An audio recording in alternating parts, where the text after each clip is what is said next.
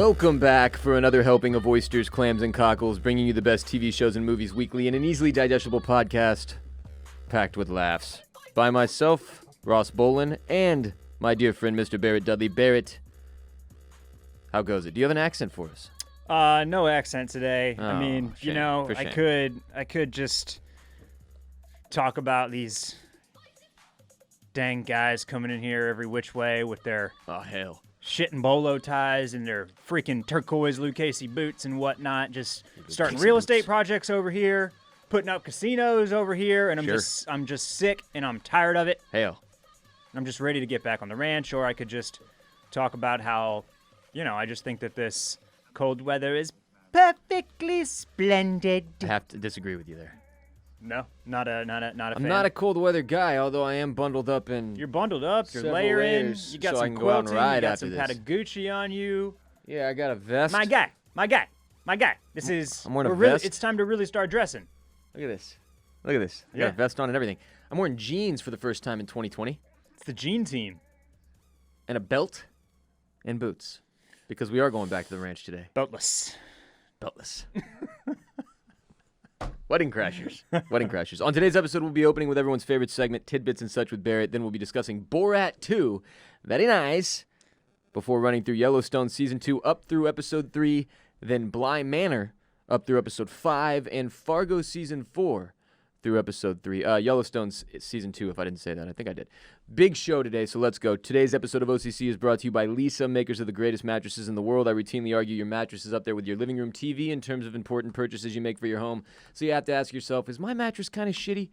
Do I even remember when I got it or where it came from? Do I wake up every morning feeling like I've won the lottery? Because Ross does on his Leesa Legend. I slept on their hybrid, the Leesa Hybrid, for many years. As I've said over and over on this show, most comfortable bed I've ever laid eyes or body on. Loved it. I upgraded to the Leesa Legend. Love it even more. I use their pillows, their blankets, all of their products at Leesa have been thoughtfully designed to go beyond creating a comfortable bed to transform your bedroom into a sanctuary you actually want to spend time in.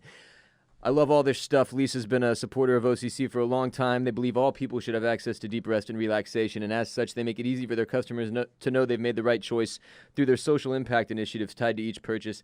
Leesa donates one mattress for every 10 they sell through organizations that work in causes like foster care prevention, and to date, they've donated more than 33,000 mattresses through more than 1,000 nonprofits. Leesa mattresses are made in the USA. In-home delivery and setup is available. Financing is also available. Don't miss out, Clam Fam. Live healthier, live happier by resting deeper. Order today and get 15% off any mattress for a limited time at leesa.com/dragon. Use the promo code DRAGON. That's LEESA.com/dragon. Promo code DRAGON for 15% off any mattress. At Leesa. Go do it. Now it's time for Tidbits and Such. Would you say that the Leesa Legend is legend? Wait for it. Dairy. I would. Yeah, I would. Sorry to all my gluten-free listeners. Shouts to Meeting Moms and to Barney Stinson. Sure. The true legend. From How I Met Your Mother. That's correct. Never watched it. Still know Barney Stinson. That's how legendary of a character he was. Yeah. Well, it's welcome to Barney's family. Okay, let's suit up. I know that start line. at the top. Suit up. Quibi, it's gone. Kaput. It's done. Quibi. They quit. They shut it. They shut it down. They shut her shuttered it. down. Shut her down. Shut it down. It was one guy in the room, by the way, running that. Shut it down, Gary. Yeah. The investors they were they had been like looking for like buyers, like sussing out like whether this is like Jeffrey Katzenberg and a few other people, Hollywood bigwigs, and this was a $2 billion streaming experiment gone horribly awry, and it's got to make like the people that once upon a time, we look at massive failures like somebody investing a few $100,000 in a former media company that we both used to work for, and then we say, "Oh man, that didn't go so well." No, you do say that. But here with the people that invested in Quibi, we're talking millions and millions and billions and billions and billions of dollars. Millions and millions of dollars. It was called a bottomless pit. So some rich people, they're not too thrilled right now because, boy, this pandemic really just shit on this investment, didn't it? Was it the pandemic? Well, it was.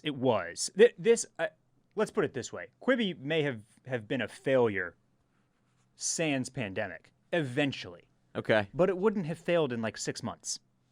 They couldn't even find a buyer for this. All the shows gone, canceled. They're just done.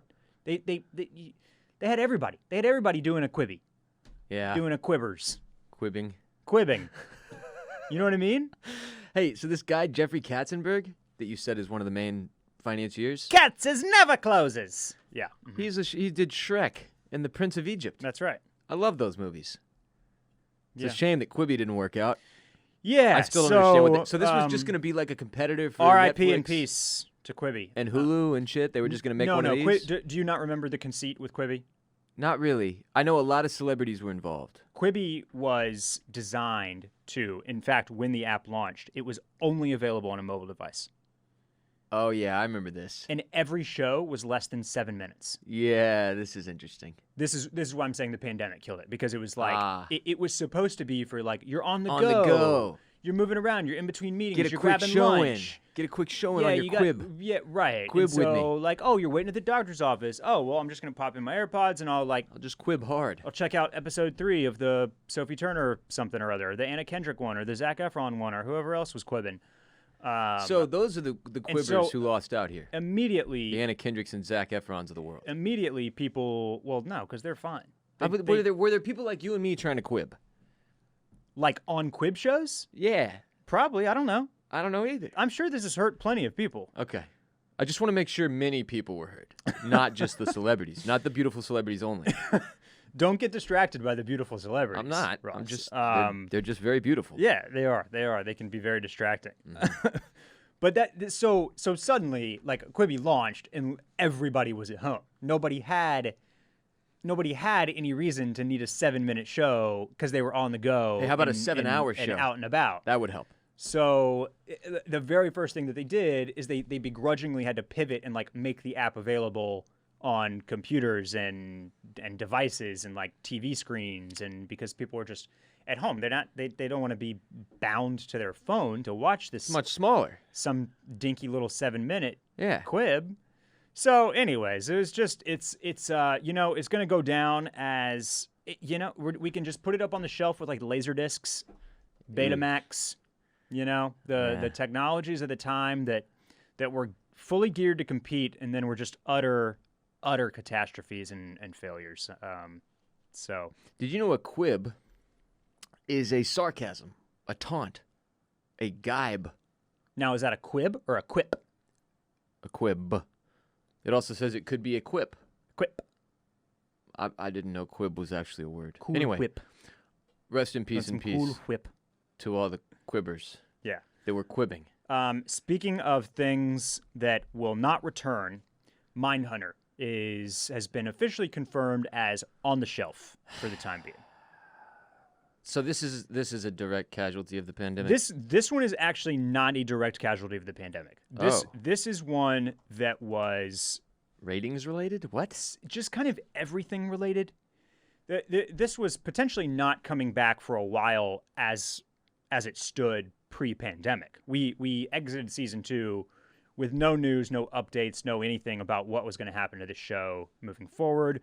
We knew that Jonathan Groff and the other actors were under contract for at least a few seasons, but David Fincher kind of decided that he wanted to do this. He wanted to do this Mank movie instead, which is going to be on Netflix in the next couple of months. Mank. I think it's another biopic. Okay. Something like that. It's about Mank.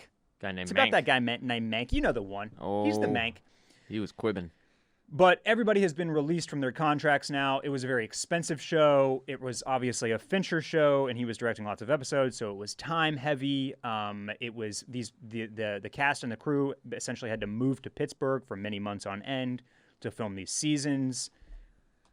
Pittsburgh's great town, little up and comer, got some arts districts going on and everything like that. But it's not LA, it's not New York, right? Sure. It's not the home base of these people. For these people. So it was all around a commitment that had not garnered enough eyeballs to where it was like, we have to keep making this, and it has to be like, this is very important that we get this done and continue it. Now, here's the Fincher quote. Not year in and year out, but probably 6 or 7 months a year, Mindhunter was a lot for me. So he was saying it was very burdensome. Yes. To him. Yeah. Yeah. And that, yes, he's working on Mank. Right. And they've all said, like, despite everybody being released from their contracts, this is clearly something that they could revisit with a new cast or returning cast in 3 or 4 or 5 years. And just kind of thinking about this, I really don't hate this idea. I don't like it. I'm thinking of Dexter specifically, that they kind of went out with a thud and is now returning for a little limited series. But like, I don't know. There's something. It's kind of an in-between of like, it's not a full-on reboot of something that's already been done. It's just a long-term pause on something. And I'm fine with this type of stuff, especially for a show where that would work perfectly, like Mindhunter. There's no reason we were kind of that they following couldn't pull along that with the off, BTK killer through the years, so we could speed that up 5, 6, 10 years, wherever we wanted He to. goes for quite a while. He goes for quite a while. We could move this to the late 70s, to the early 80s, wherever we want. There's a whole squadron of FBI people that are still chasing all these murders. It's very easy to come back to, and I hope that someday we are able to return to the Hunting of the Minds. I enjoyed it thoroughly. Because it was a very enjoyable show and very well done. So, again, for now, R.I.P. and peace to Mindhunter. Mank is going to follow screenwriter Herman J. Mankiewicz's tumultuous development of Orson Welles' iconic masterpiece, Citizen Kane. Take that for what you will. There you go. Greatest film of all time. What does he say at the end? Rosebud.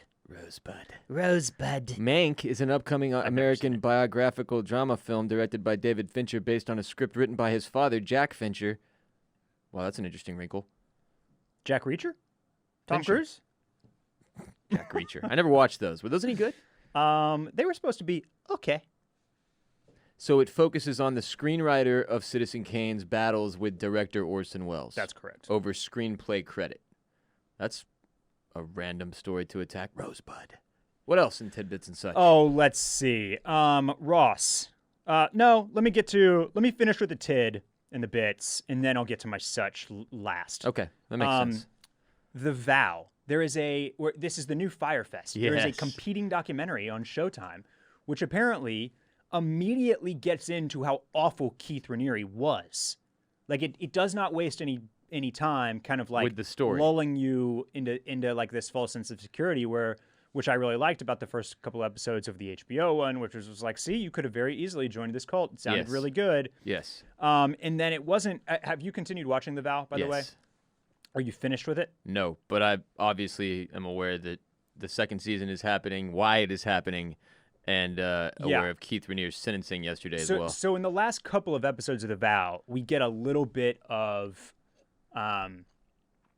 we get some of Keith's lectures from these, like, these what do they call them? Like the when they went away for a few days to do retreat. It's like a retreat, but they called it like a something. The word is slipping my mind right now. Oh, the Nexium people? Yeah. Oh, I can't remember the word. It'd be like a 5-day something. Anyway, it's right. Intensive. Intensive. Yes. So they give us some of these pieces of his lectures from these SOP intensives, which was the men's group, right? Okay. And like, he is full on another level of like crazy ass misogyny. When he's just in the presence of all the dudes at Nexium. But part of it is they have a joined SOP and the women one, and he's like, "You want me to be real? You want me to be real?" And he starts getting real Keith, and he starts saying all this crazy shit, and then he qualifies it by saying, "Now that's what we would think. That's what I would say. I'm saying this so you understand the mindset." But really, he's just like a crazy person. Fleshing out all these insane misogynistic psychotically manipulative. And manipulations that he has. It's really, really wild. So this Showtime one kind of apparently goes right into like Keith Raniere is. It goes straight into how crazy of a shitbag this dude genuinely is. Which sounds interesting too. Which also sounds really interesting. So again, like, and I was totally down with 2 Fyre Fest docs. So give me more Nexium. And spoiler alert. Okay. Keith Raniere just got sentenced yesterday. He got 120 years. 120 years. I don't think he's getting out. So, he's got that going for him. Yeah. Well, it turns out he was convicted of racketeering conspiracy, sex trafficking, attempted sex trafficking conspiracy, forced labor conspiracy, and wire fraud conspiracy. Also, Yeah. he has to pay $1.75 million to the court and serve 120 years in prison. Yeah. So our boy Keith, Way to go, Keith. You did it. he got his comeuppance, man. You know. You flushed your life and several others. Yeah. And fucked up a lot of people. So I got to finish the vow, though, so I can be ready for season yeah, you 2. can. You definitely need to. So the that wraps it up for my tidbit. Now onto my such here. Okay, hit me with the such. I watched the film, the 1994 film. Let me double check that I have the film right. It's very important that I get the year right. You must get the year right of this film. I must. This I film, must. of which there was a year. That it was 1993. made. 1993. 1993. I watched the 1993 film Hocus Pocus. Okay. Starring Was this your first time? Bette Midler, Sarah Jessica Parker, Uh-huh. and Kathy and Jimmy. Was this your first time? Oh, no, hon. Okay. No. But it's been a while since I've watched this movie. Okay. Like childhood a while or like No, like I definitely saw it during childhood, and then over the years I've seen bits and pieces of it, 30 minutes here, 20 minutes there, On an hour TV. here on TV. Okay. Around, because it's creepy month, right? It's on Hashtag all creepy month. October, November, right. even into November. So the first thing that I have to say is that this movie is bad. This is a bad movie. Yeah, fuck that movie just up It's front. real is bad. my opinion. It's real bad. It's not No a offense. not a good film. I realize a lot of you love it. Hocus Pocus. Yeah, so It's just not my bag, baby. I'll say this. Like, I was able to leave it on for the 90 minutes, stare at Okay. my phone, get a chuckle or two. And of course, it's very nostalgic in 90s, and like kid gets his Nike stolen and like the whole thing. And it's The talking cat. the talking cat, Zombie the Billy. witch performances are genuinely fun, Those are great. but the plot of the movie Is poop. is very, very poopy, and the child acting is very poopy. Is very 90s child acting. Super 90s. Like in the 90s, they didn't know how to tell a kid, like, you suck right now. You need to get back in your fucking trailer and get your game face on and come back out here ready to fucking act, because right now you're making fools of all of us. So this was just genuinely a little bit surprising, because I know how much people love this movie and look forward to Halloween season, specifically for Hocus Pocus, among other movies. Last year, I watched the Nightmare Before Christmas. Mm-hmm. This is Halloween. This is Halloween. Dum, dum, bum, bum, dum. Yeah, I've seen a live performance of that here. Far superior film. Not even close. Not even close. Not even close. Like they're playing in different. This is single A. That's the pros. Yeah, You know I what went mean? and saw that thing in the Austin Symphony Orchestra deal back when people were allowed to go to places and do stuff. Yeah, that was fun. You remember. And they had an orchestra doing all the music while you're watching the movie on the big screen. It was very tight. Highly recommend if the world ever returns to a place in which that can be done. It was awesome. Love that movie. So that's the such, is that I watched this movie, didn't think very highly of it. Now the tidbit. Now to go back to a quick tidbit here, they're in talks for a sequel. Yeah, Bette Midler can't shut the fuck up about trying to get the bag on the sequel. She just like, Yeah, I they don't want think the bag. They want the bag. I don't think the reunion was going to happen until Bette was like, I really want a new Peloton. And now they're going to do the sequel so she can afford it. So I don't hate this. I don't hate the fact that they're doing a sequel, because as you just spoke to, 90s child acting, piss poor. Poo poo. It's very, very, very not good. Thackeray Binks. Fuck this movie, dude. I hate it so much. So I wouldn't. If you can get these fun witch performances from the Three Witches, and then pair that with some more modern acting techniques from your youths, just hit the kids. I don't hate that. Now, now back into my such, back into to broad such here. Okay. People forget, Bouncing around. including myself, or maybe I'm just coming into the realization here. Maybe some people know this, some people don't, and some people have a weird relationship about this. But tell me, what do you think? When I say Sarah Jessica Parker, what do you think of? Sex in the City. Right. That's for me too. Sarah Jessica Parker, SJP. She's Carrie Bradshaw. Yeah. Sex in the City. Yeah. That's like 98, 2005, something Yeah, like it's that. 99.9% of her brand image to me. Okay. Yeah. But you follow these accounts, these nostalgia accounts like 90s Anxiety and like retro vibes on Instagram. Yeah, sure. And you go back, you're watching films from the late 80s and 90s. She was like the cat's caboodle in the early 90s. The cat's caboodle.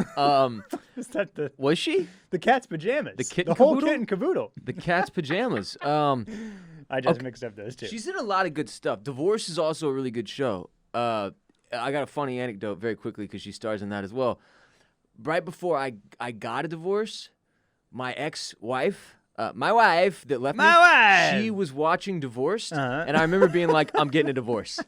This isn't good. I'm definitely getting a divorce. Like, she couldn't have laid it on thicker. Speaking of Sarah Jessica Parker, she couldn't stop watching Sex and the City and Divorced. And I was like, this is so obvious. Like, could you be less obvious? So just consider that if you're thinking about leaving your spouse, like, maybe don't just fucking tell them by putting on Divorced and Sex and the City over and over. Anyway. Yeah, but it's just weird because, like, I'm now looking at the IMDb and, like, none of this stuff is recognizable to me. So I don't know what exactly she was famous for.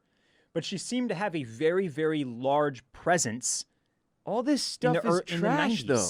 Like, this all random trash. And just random shit. What is this? She was in Ed Wood, Striking Distance, Hocus Pocus, Honeymoon in Vegas. Nobody's seen any of these except Hocus Pocus. I don't know. Mars Like, Attacks? Somebody help me Attacks? out here. Why is Sarah Jessica Parker in, like, all the photos from the 90s? And I mean pre-Sex and the City 90s. Maybe it's that the dude who runs this 90s nostalgia account you follow has a Sarah Jessica Parker thing. You know what else I think of when I think of Sarah Jessica Parker? How hard Family Guy ripped into her for the course of the show's run. Like, it's still going. Yeah. Man, like, what was that about? They made her a horse. They made her a horse face, but, like, did she, like, cheat on that dude or something? Like, I don't what's know. his fucking problem? I don't know. Because I get that was kind of hurtful, seemingly. Much like the Office debates about whether Hilary Swank is hot or not, SJP is another one that falls into that category for me. Sure. Where, like, I see some of these photos, and I'm like, wait, was Sarah Jessica Parker like a sex symbol? Was she like a hot icon? I think so. I mean, but because she's pretty attractive in throughout Sex and the City. Oh, I'm sorry. South Park and Family Guy both made fun of her. So are they reaching for that joke because they don't understand why Sarah Jessica Parker is, like, considered hot?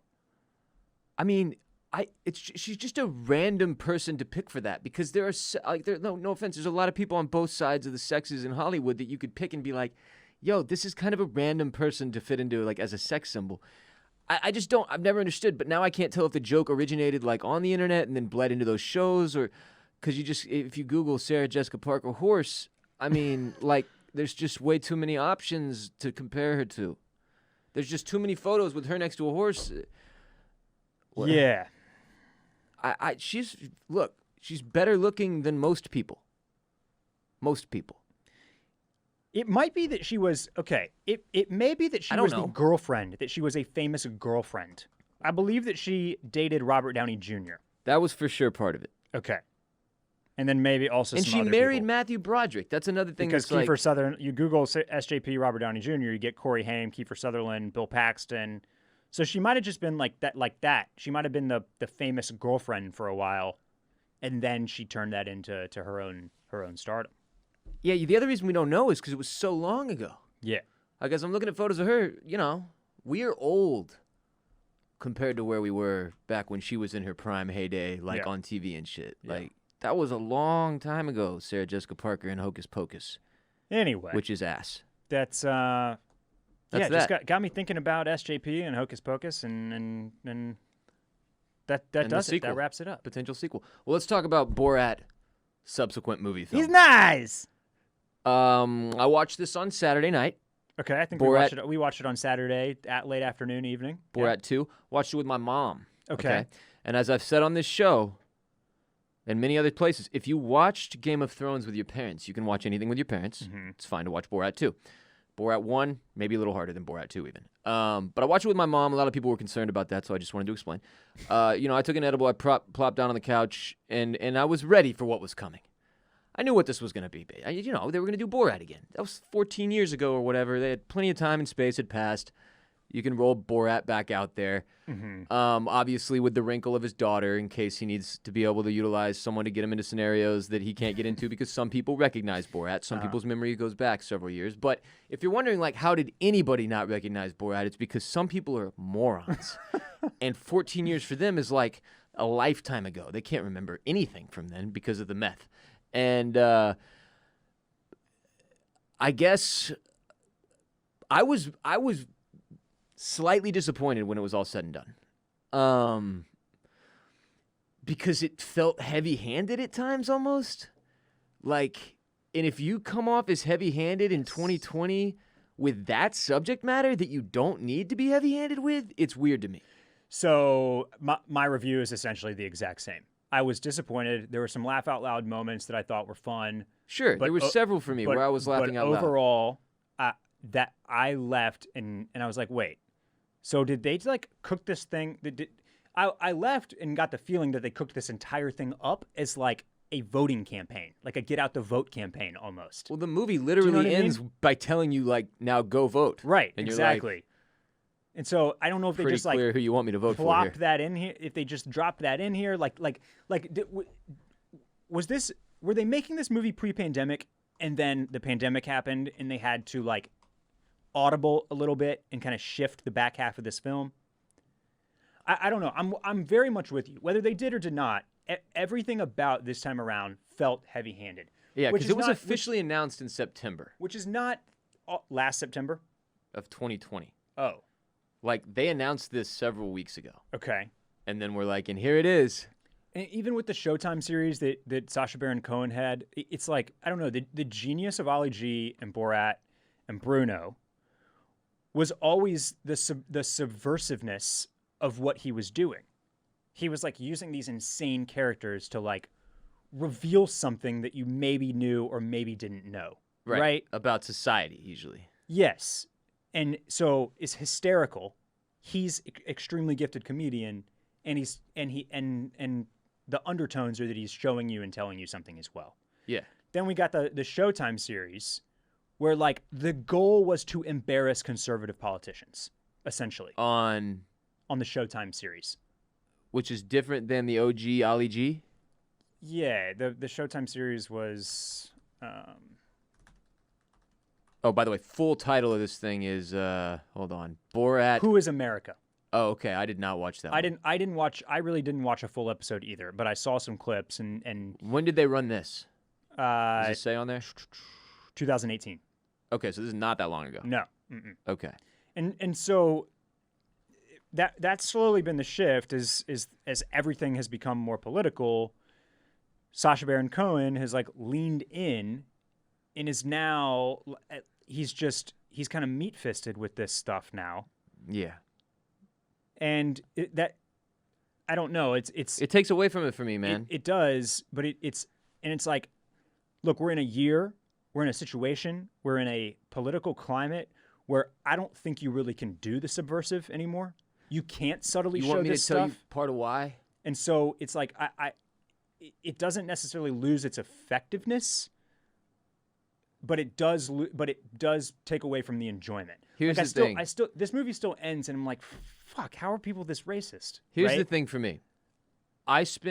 All of us spend now. You can't watch any media or get on any social media without paying attention to the political shitstorm that is currently occurring in the form of an election in the United States of America. And we all, or at least me, I've spent pretty much this whole year making fun of it. Memes, jokes, laughs, all day long, all over social media. Not just me making them, but inhaling them from all these different sources.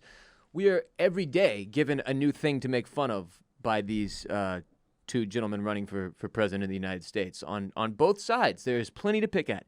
Certainly one side seems to be better at providing us with laughs than the other, but that's just me. Maybe it's different for others. I don't know. There's nothing special to me about making fun of Donald Trump, because we all do it all day, every day on a place called Twitter. This movie cannot crack a Donald Trump joke I haven't heard. It can't introduce a subject about Donald Trump that I haven't made fun of or laughed at already. It's like Giuliani even. the most crazy scene that they really hyped up and utilized to like market this thing over the past 2 weeks or whatever, it was a letdown. I knew we weren't going to go into that and watch Rudy Giuliani commit a sex crime because he would have been arrested already. But I expected it to be more like it. Sure, it was awkward, but I already knew Giuliani was a fucking lunatic. All you have to do to find that out is turn on your television at any given point and go to Fox News and wait for him to come on. And you'll go, holy Jesus Christ, this was America's mayor at one point. But that's not a joke Sacha Baron Cohen has to tell me. Like, it didn't bring anything new to the table. That's what I was like, damn, this is kind of a bummer. Like, you rubbed a period joke in my face for 5 minutes, which again is like sort of that doesn't do shit for me anymore. Right. Original Borat, when they were running around naked in the hotel, and I was like, this is so grotesque. I was also peeing myself laughing. Yeah. Like, maybe that did this for some. It just, that type of humor, like where it's so over the top, crude, and in your face that it's like stare at this woman's bleeding crotch and laugh. Right. I'm like, no, I'm good. Like, I don't know.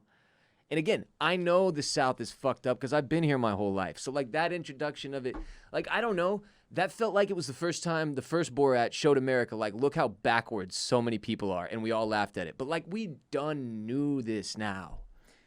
Yeah. I don't know. Because this didn't move anybody on the right. Then what did you do? No, it did not. But I still do think that it's important in some ways, again, especially in 2020. Like, don't forget, that's 15 years ago. Yeah. Like, I don't know. It is important to have these reminders that, like, as time passes, there are places in the country where literally nothing changes and progresses. Sure. There are people that make no bones about who they are and what they believe in and what they stand for. And there's nobody around to challenge that, frankly. And still hold and are willing to go to these places when they don't know that they're on camera that are, frankly, like, despicable, like lower than life type, like, mindsets, right? And I think that's another thing about this that's kind of off-putting, is I don't know when they know they're on camera. So did you hear about one of these women that he was interviewing in the synagogue or whatever? Grandmas or whatever? Sure, Actually, I don't think it was from the synagogue. Let me double check this. But one of the women in Borat subsequent movie film delivery of prodigious bribe to American regime for make benefit once glorious nation of Kazakhstan is now suing because she felt she was like misled. Huh. Like she thought she was on an actual documentary. Okay. And didn't know it was a joke or some shit. Interesting. And that's like, that brings into call for me, like, there's something, like, you know when police do entrapment, it's supposed to be illegal? Right. And sometimes it is.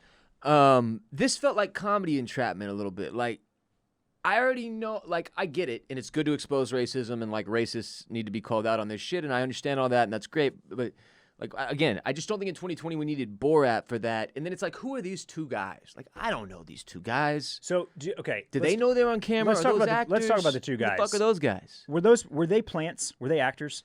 What I'm saying to you is not knowing is the part about this movie where I'm like, because in the first one we knew the two people who knew it was a movie, a joke, were Borat and his girlfriend, the prostitute. Yeah. This one, it's Borat and his daughter, as far as I know. But, like, I went into watching the first one knowing there was Borat and one other person, and those were the only people who were ever aware that this was being made into a film. Yeah. I do not know the circumstances of this one. It was not something that was talked about long enough before it came out and I watched it. It was all of a sudden here, and that element of it is weird. To not know what's real and what's a setup and who's in on it and who's not. Yeah. I'm like, did the guy who just made the joke about buying his daughter in front of his own daughter, like, did he do that because he knew he was going to be in a movie and it was funny?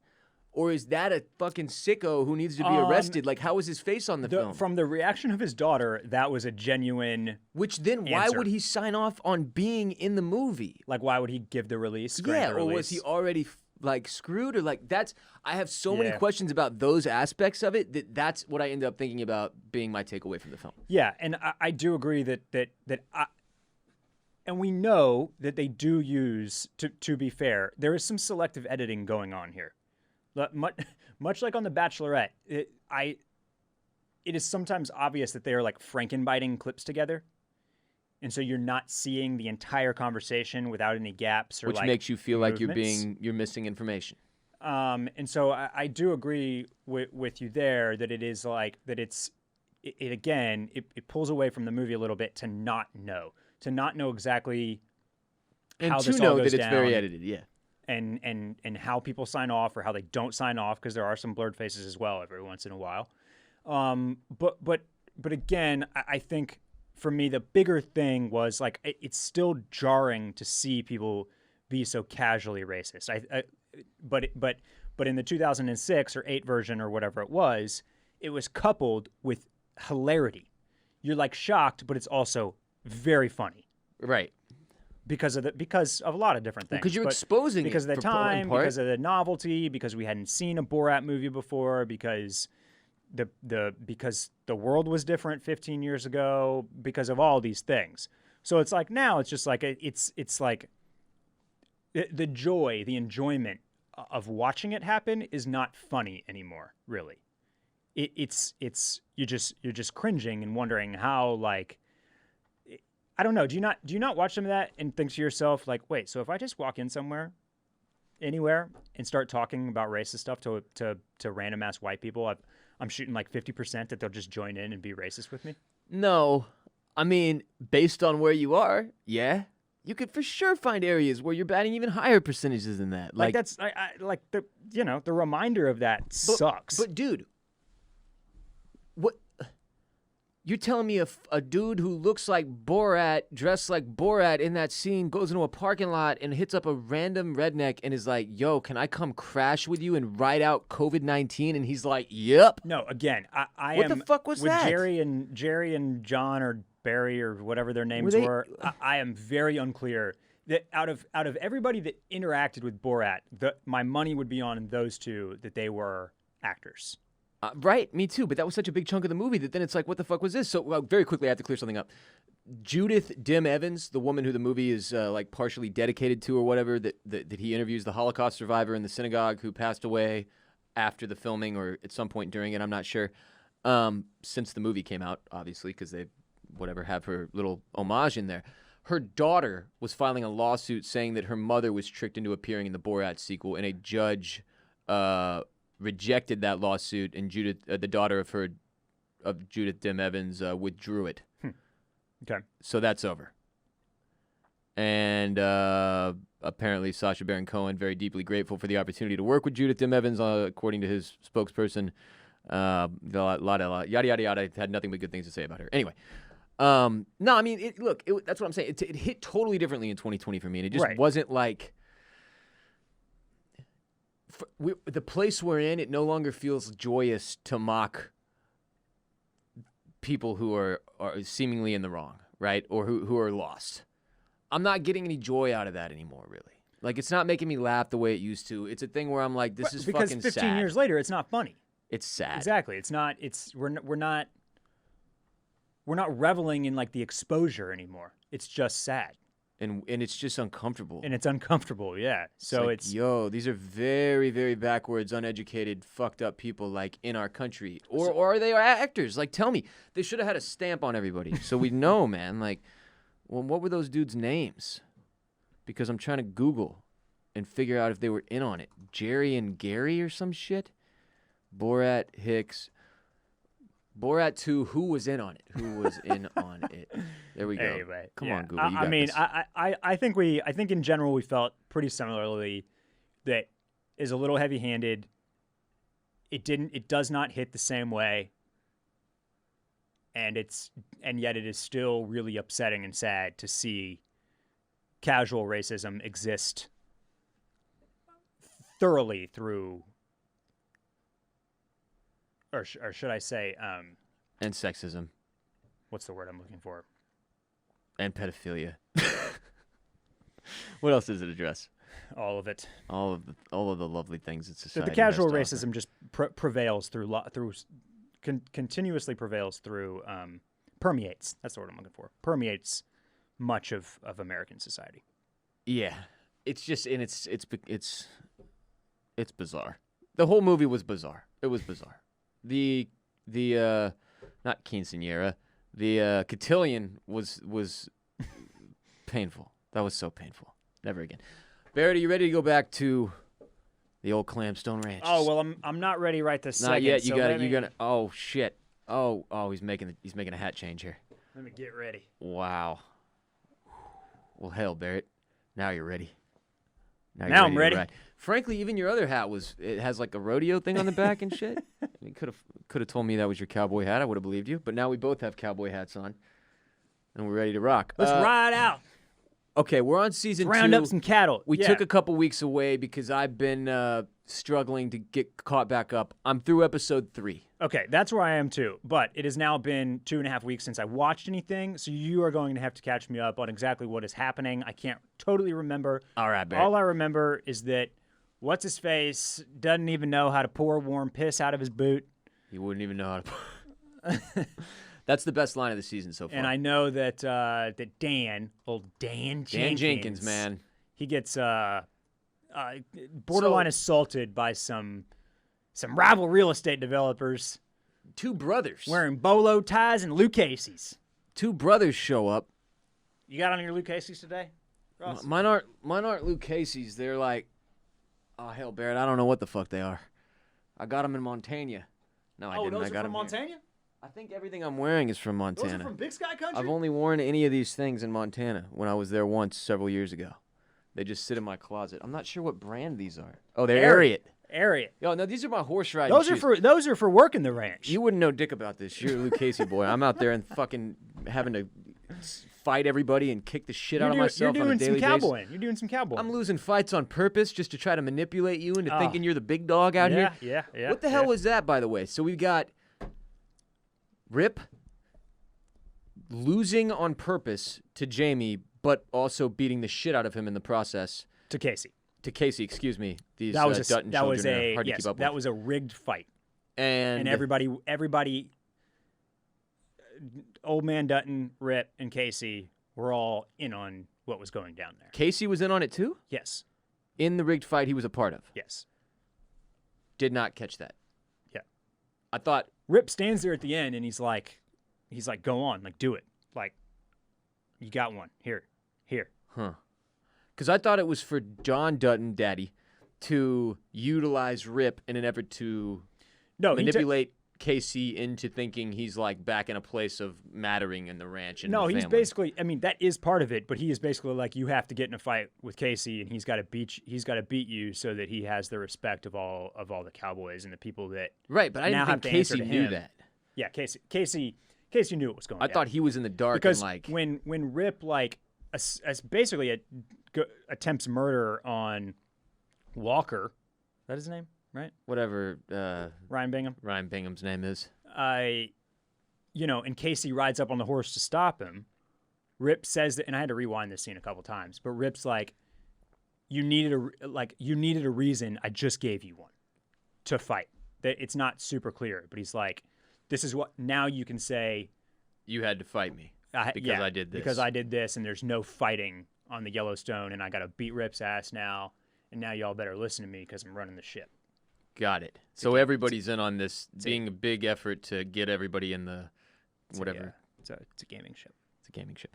In the cabin where all the working people live, back into the same boat. That's right. Okay, that's right. What else is going on here? So there's like 2 guys, these 2 brothers who want to do this deal with Dan Jenkins that approach him. One of them's a very recognizable actor, by the way. And they tell him, look, you're being ripped off by John Rainwater. He's like one of those guys that's like in everything. Yeah. Very recognizable character actor. Yeah. They're like, here's what Rainwater's going to do. This is what we would do if we were him.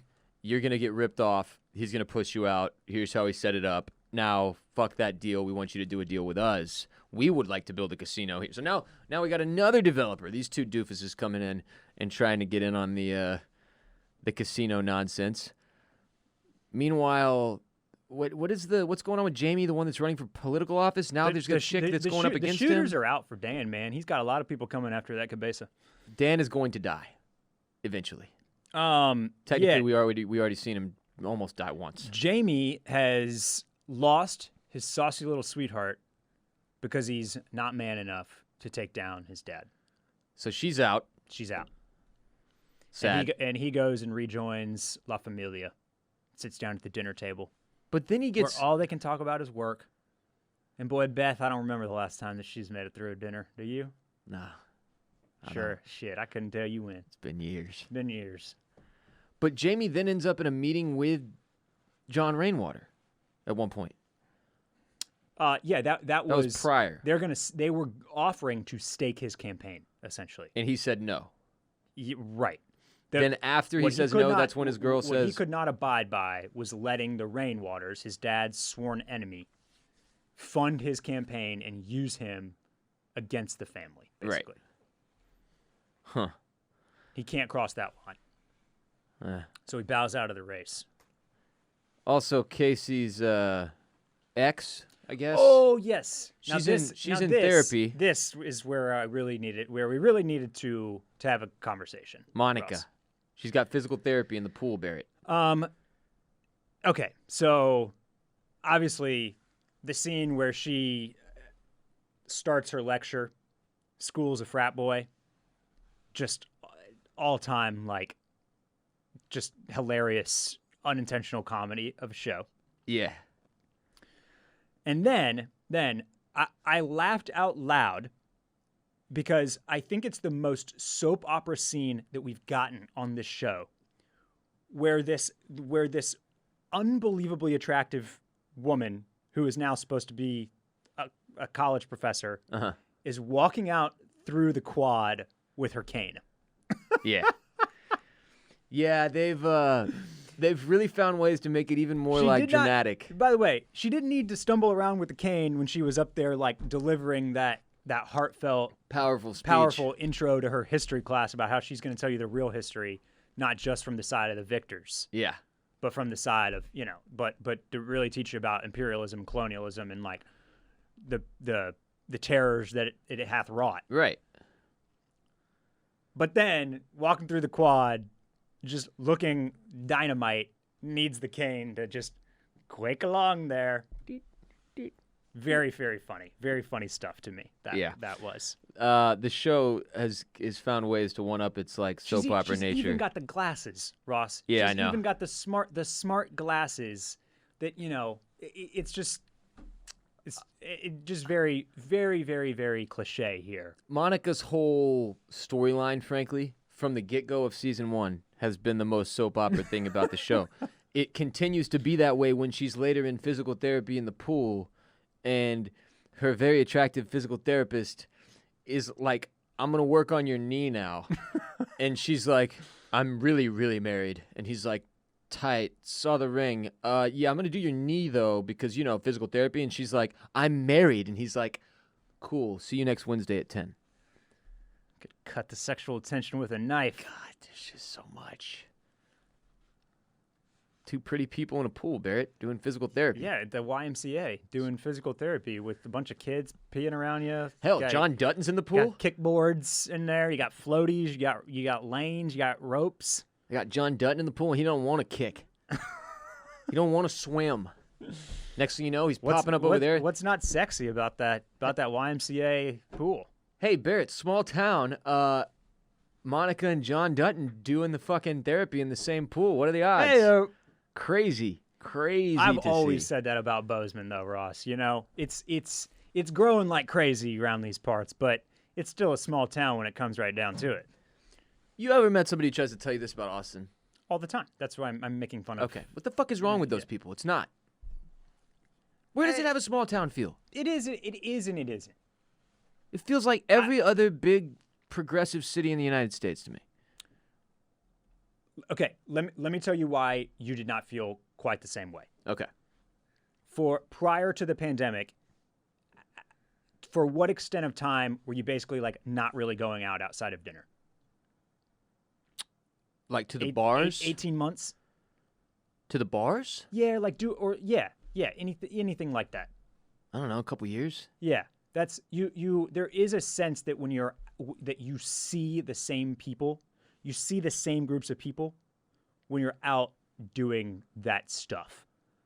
Like pre-pandemic. If you go to the same places over and over, right? Isn't that how it works? Yeah, but like I don't know. You'd run around ACL and you'd see groups of people that you like saw at the bars or saw at Barton Springs or saw at Okay, sure. I all get that type of stuff. That's true. You recognize, you pick up on people, and obviously every year that passes, that quality gets reduced because the city continues to experience. I just think there's a crazy difference growth. between like small town feel is where everyone knows everyone like on a personal level. Like this just I recognize the same homeless guy I pass on 71 every day for sure. Yeah. Well, and now, and to that point, and look, I don't know if I do, and I do think this is true. Here's a big difference between like Austin and even in Houston and Dallas, for example. Sure. If there is somebody that you know is in Austin, and you wanted to meet that person, you're probably one connection away. Yeah. Not so in Houston or Dallas. That's fair. Do you know what I mean? That's fair. That's one piece of it. But yes. Smaller town feel than a huge city. It's not a small town where literally everybody knows everybody and everybody's Right, business is everybody's business. Right. What else happened in this first 3 episodes so far? Oh God, what's the name of the two doofuses who I'm sorry, is it Jimmy that goes to get Jimmy. Yeah, Jimmy's got to go to the store with Avery. He can't pour the warm piss out of his boot. He can't. He's got to go to the store with Avery. There's 2 meth heads in the store, and they're trying to buy meth products, but then they see a cop, and they're like, "Oh shit, we can't buy these meth products. We got to get Jimmy to do it. Jimmy's in the parking lot. We happen to run into Jimmy. Jimmy and these meth heads, they clearly know each other. Jimmy used to cook meth with these meth heads. He didn't even need the list of freaking ingredients, Barrett. He 'cause knows that's the how well ones. he knows this meth. He knows what to get. He's the fucking Jesse Pinkman of Bozeman. Yeah. And he says, "No, I'm not gonna buy your meth. I'm a badass now." And by badass, I mean he runs to the truck and he's like, "For the love of God, drive!" And then she has to save him by bear macing him and them in the face. But what happened after that? Jimmy's looking. These guys are now looking to kill Jimmy. I was very proud of Jimmy, by the way. Uh-huh. I thought for sure they were going to have him buy the meth and like go down a bad path here, and I was glad that he just beat some ass and then got maced instead. Yeah, well now he's going to probably get. This is what's great. These 2 meth heads are undoubtedly going to go out to the ranch, right? And they're going to be like, "We got to kill Jimmy." And then guess who's on the ranch? Oh, that's right.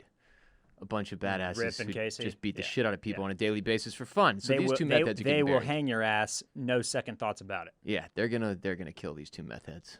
That's happening. Better believe that. What else? John, what's going on with Big Man? What's going on with Big Man John? He's sick because he didn't go to the doctor He's and got take. an ulcer. He's got an ulcer. He had cancer, right?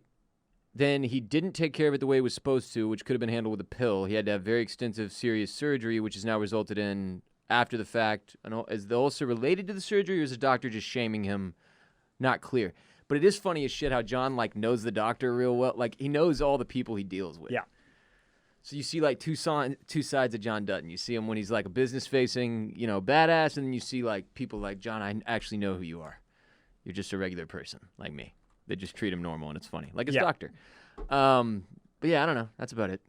Yeah, we're the wheels are turning here on season 2, but we're not into the weeds. We're not in the thick of it. John's just real upset his wife left the him. conflict yet, right? Yeah. God damn you for leaving me, Barrett. Leaving me here to cover Bly Manor by myself. Let's talk about Bly Manor, these kids, with these damn kids. We I talk did like about all Bly the Manor? kids. I did like all the asshole kids back at the dinner table. That felt good. Yeah. That family, when put back together in one place now, is hilarious. Like when you look at everybody at the table and you're like thinking about what everybody's got going on. Mm-hmm. A lot going on. Dysfunctional family, that one. They are. I would say. They are. Yeah. Yeah. All right, let's talk Bly Manor. Okay. And I'm going to just Jump ask in, you baby. to get your perfectly splendids out of the way up front, if that's possible. No. Let's just Okay, just work get them in in. as normal. Let's get into the nitty gritty here. Episode 5 was the best. Perfectly splendid. Damn it! Was the best of this this season so far. Okay. And because it tied up so much of what we've seen. But And rebuttal, it got good. Episode 5 got good in the last half. Right. I was bored through the first half. okay, fair, but I'm bored through at least one half of every episode. Basically, That's okay. The show likes to do this. That's fair. That is fair. There's a lot of really slow builds and burns, and I mean, for a lot of what we see in episode 5 is answering questions we've already been presented with, like basically how did all these people die? My biggest issue with the first 30 minutes of this episode was the show is doing something that shows occasionally like to do, especially when there's mystery involved, where it's like they're holding the cards, right? And they're not showing you the hand, but you know something is up. Yeah. But throughout the display, you're not learning anything new. So through the first 30 minutes where we're going through, spoiler alert, by the way, in case you're not all the way to episode 5. Yeah, this one's a hard one to listen to us talk about without we're going ruining through it. Hannah's, like, she's clearly like on this loop, right? We've seen her kind of days off, and whenever she does that, she's going back into this other Time, memory, state, dream, whatever. And we're watching her do this in episode 5. over And it's and like over. we keep seeing things, but it's like the first 30 minutes is like, the parents were really nice. Little Miles is kind of a dickhead. So it wasn't telling us anything new. But there were things about, like, at the beginning of this episode, I was like, okay. Well, frankly, before this episode, probably a couple episodes ago, I was like, Miles is possessed. Miles keeps saying and doing shit that is very clearly not a fucking 8-year-old boy or however old he's supposed to be. And based on what he was doing and saying, you could have taken a stab at it that it was Owen. Mm-hmm. And then we find out it is very clearly a dead Owen. Peter. Excuse me. Peter. Owen. Okay, can we walk through the characters' names? Yeah. Danny, the babysitter chick who's there in the most recent time frame.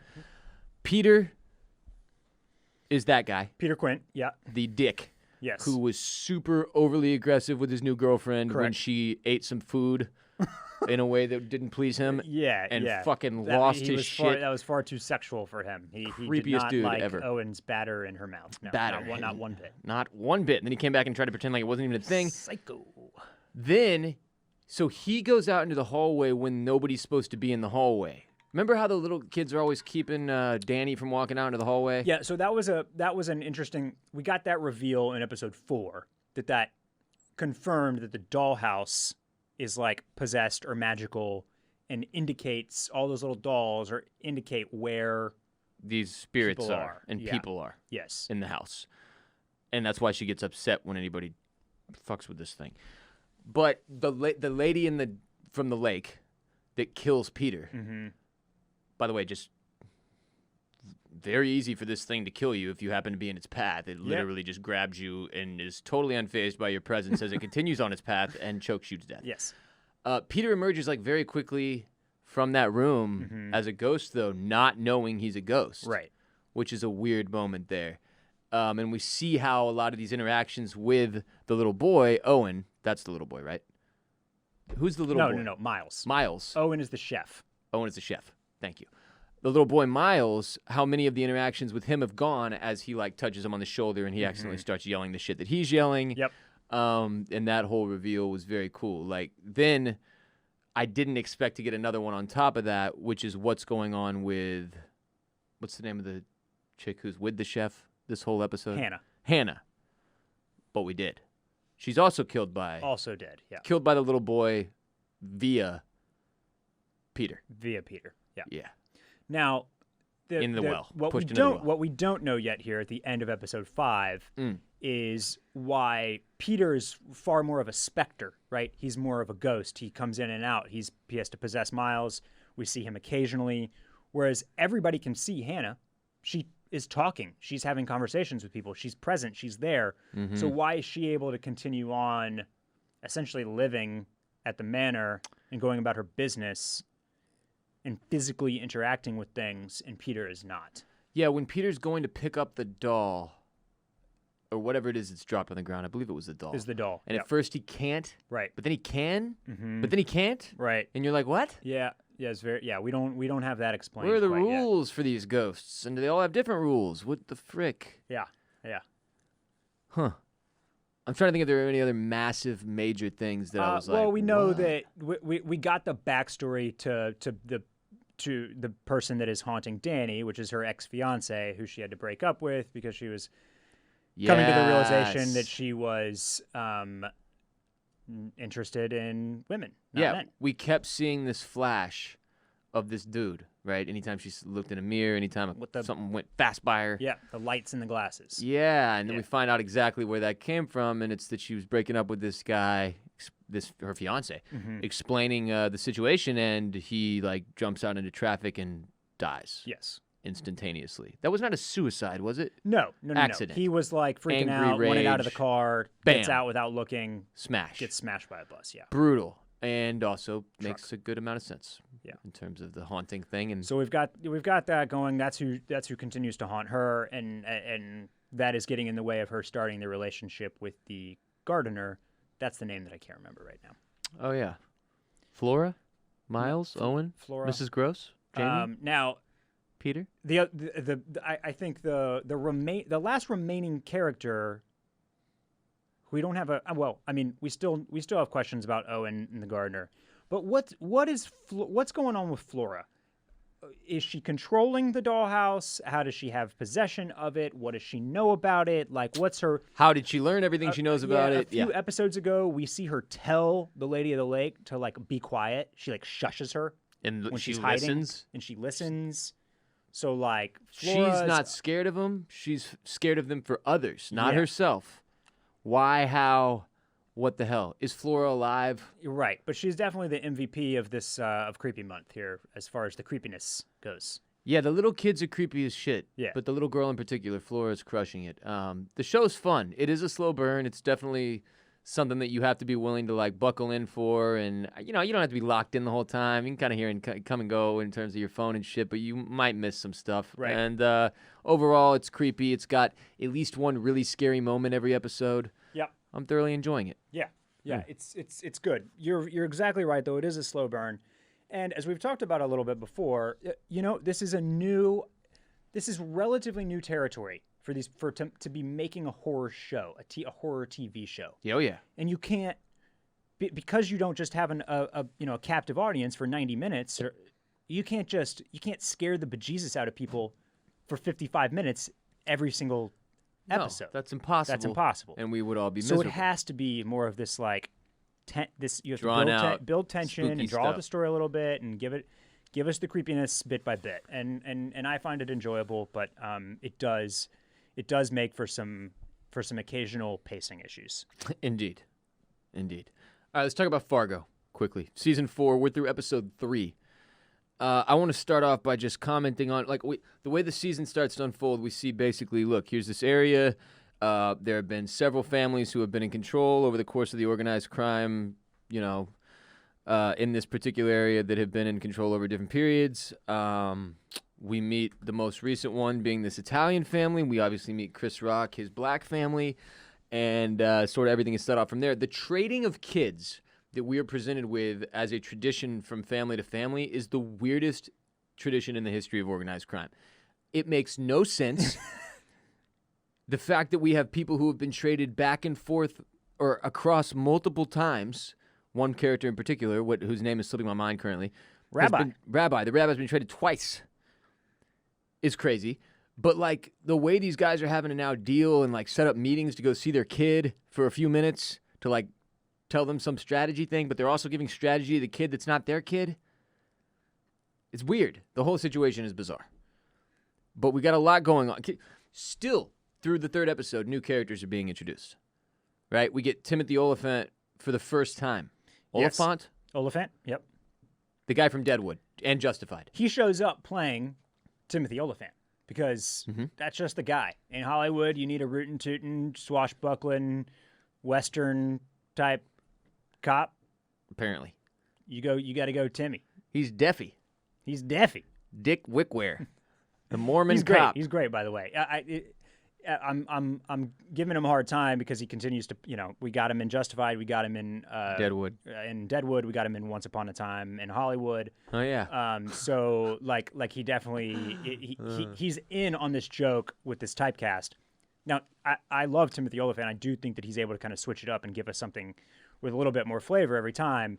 This being no exception, this is a very unique character, as are all of the characters in Fargo. That is what we traffic in here on this show. That is what they do. Crazy characters. We got Dr. Senator, I love him. Love Dr. Senator.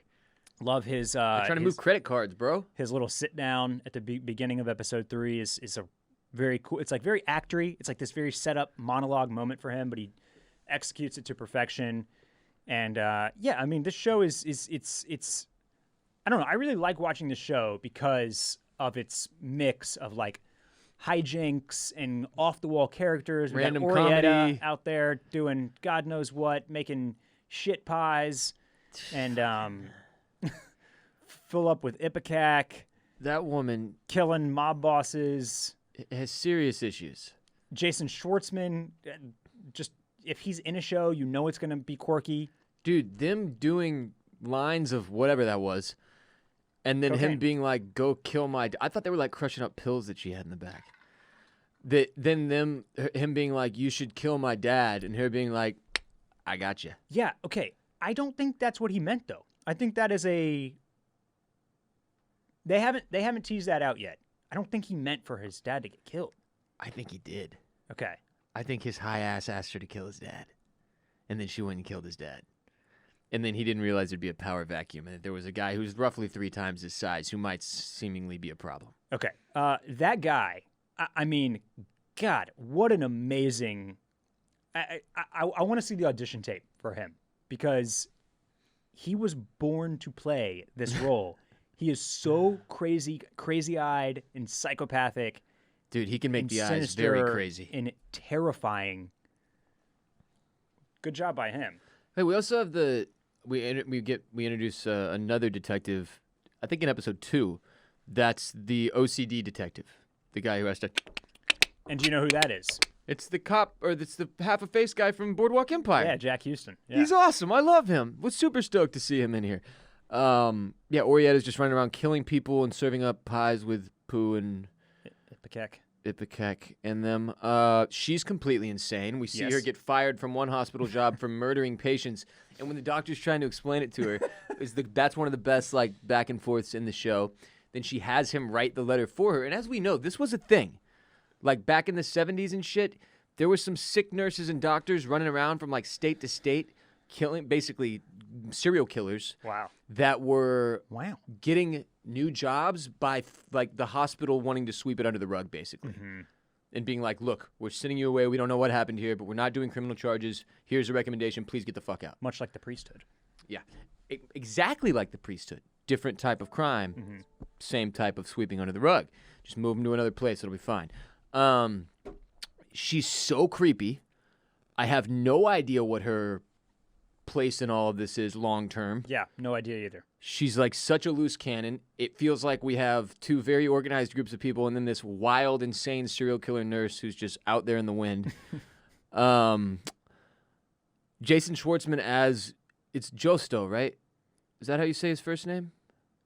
Yes. Fata is their last name? Fadas, The Fata Fadas. family? Yeah. Is hilarious because he's basically like the opposite of every mob boss you've ever known from anything ever, right? He's this little bitty funny dude. And then there's this huge, terrifying persona that is now on the other side of this, what is a split family at this point, sort of. What else happens in 3 that has a large impact on where we're going from so here? we've got our 2 prison escapees. Now, have you recognized one of them yet? Swanee and Zelmar, or Zelmari? Don't even. I'm not even going to try. Okay. Do not know their names. So many characters in this show, Ross. I just have them listed here. Do you recognize the smaller one? No. Because she's Monica from Yellowstone. You're kidding. Wow. Did not realize that. So I love very, very much into her getting a turn as like very against type, since they clearly spent so much time dolling her up to be sexy teacher with a limp in Yellowstone. I think I saw this as the beginning of a scene in Pornhub. God. That guy. Okay, that's good. Yeah. So they knock over the one of the cannon hideouts, one of the cannon joints where they're taking all the money for the bets. She looks totally different. This is crazy. Sure. Wow. She's one of those who can Sure, really bro. they can make you look like a Yep, completely yep. different damn person. Exactly. Wow. Okay, cool. Yeah, so they get one over. They steal 20 G's from the cannons Hell yeah. at the hideout, at the where they're taking all the bets and collecting all the coin. See, Oh, shit. Gee, they go in there, right? Look right, here, see? see? Look here, see? They say, "Give me all the money here. I 20 ain't got grand? time for no messing." 20 grand, though? And Monica from Yellowstone has eaten the ipecac pie, by the way. And so the whole time they're committing a robbery, she's doing farts and throw ups, and it's very They really are not afraid of the fart jokes. In boy, this. it's very comical. I'll tell you that much. Remember when the old Italian man farted for 4.5 minutes in episode 2? Remember that? Yeah, you remember that. Yeah, you remember. Yeah, I don't know where this season's going, but this show does its thing. It just weaves a web of crime, and in the end, you're left to pick up the pieces. I mean, I'll say this: I'm loving what's happening here so far. I very much enjoy putting the show on. Oh, it's fun. And I'm getting better vibes than I was getting through this many episodes in season 3, for sure. Me too. Yeah. I feel better than I did in season 3. I don't feel good enough to be confident yet. Season 3 started behind the 8 ball with having Ewan McGregor do the both roles thing. That was stupid. You know? That was stupid. Yeah. So in hindsight, it was really stupid. Please stop trying to do that. Thank you. Didn't he play his own brother? He did. Yeah, Twin that brothers. got weird. But Fargo's fun as hell, man. I've enjoyed Chris Rock. They make all their characters kind of kitschy, so it's like everybody, you can kind of be kitschy and it's cool. Like everybody's character is like that. Yeah. One thing that I read or heard about, like just in a blurb about Fargo, was how they basically take all these characters, right, and then they like give them something else. Yeah. You know? So you know, the Jack Houston character, right? He's this normal crooked cop. But okay, now you're OCD and you have this weird tick. Yeah. And like Timothy Oliphant's character, he's this bawdy detective from Utah, U.S. Marshal, right? But he's also Mormon. You're a Mormon and you have some racist things going on as well. And there's really weird stuff about the Mormons in this time period. Like it was basically illegal to be a Mormon in Kansas City. Okay. Yeah. Which is just a weird wrinkle I was reading about. So there's everybody's a character on this show, right? And it makes for a lot of fun, but it also is just it's a lot. It's always a lot of chaos. Yeah. What the fun of Fargo is when those characters inevitably meet. Exactly. Right? That's where Fargo's fun comes in. When all the trains start crossing, that is where that's we get. when Fargo's good shit. Yeah. The best shit. So looking forward to covering more Fargo season 4 next week. How many episodes will have aired? I want to say 7. Really? Yeah. I'll do my best. See how many I can get through. Yeah, I don't expect to be fully caught up by next week. Yeah. That'd be tough. But we shall see. I'll try to get in at least a couple Yellowstone, a couple Bly Manor, a couple Fargo. See what happens. We'll see how much we can get in. Yeah. See. Yeah. Okay. See, here's how many episodes you're gonna watch now. See. Okay, I'm gonna go home. See, I'm gonna turn on the television tube. Okay. That will do it for today's episode of OCC. Hey, get your hotline calls in, Mollusk Militia. Get your hotline calls in, please, Mollusk Militia. Produced by Mike Moody Garcia, Permanent Record Studios in Austin, Texas. Huge thanks for our sponsor today, Leesa. Hit Leesa.com/dragon. Use the code DRAGON. Get yourself 15% off any mattress. If you already have a Leesa and you want to support us directly in exchange for more OCC ad-free exclusively on Patreon, you can do that by going to patreon.com. Patreon, patreon.com/oysters, clams, cockles. Patreon is the platform. Because I gotta. Exactly. Exclusively where you can get our ad-free episodes that come out every week. If you're in the Mollusk Militia, you get 4 a month. If you're in the Crustacean Nation, you get 3 a month. If you're in the Wiretappers, you get 1 a month. If you're in Movie Club, you get 1 a month. Plenty of different tiers to join, plenty of ways to support the podcast and get more ad-free exclusive OCC in exchange. So do it. Clam Fam for life, patreon.com/oysters, clams, cockles. Follow us on social media for updates on the best in TV and film. We're on Instagram at oysters, clams, cockles, on Twitter at clams and cockles, and on facebook.com/oysters, clams, cockles. Follow me, Ross Bolin, on Twitter, Instagram, and Snapchat at WRBolin, WRBOLEN, and listen to the Ross Bolin podcast wherever you listen to OCC. This week we talked about, I celebrated 3 years of dry, technically. Some of you don't consider me sober, but dry, no drinking. If that's something that interests you to hear me discuss, we discussed on the most recent episode of the Ross Bolin podcast. Again, you can listen to that wherever you listen to OCC. Go listen. Mr. Barrett Dudley, where can we follow you on social media and hear more of your voice? At Barrett Dudley on Twitter and Instagram. And you can check out the Club Cool podcast, where we meet at the intersection of style and pop culture. We have the founder and creator of the only lifestyle brand specifically focused on making Apple Watch bands coming on this week. His name is Braxton Manley. You can check out his brand Braxley Bands. Ooh. He's a guest on the potty this week. Check it out wherever you're listening to OCC Club Cool. And that will do it for this helping of Oysters, Clams, and Cockles. Until next time. Goodbye, friends.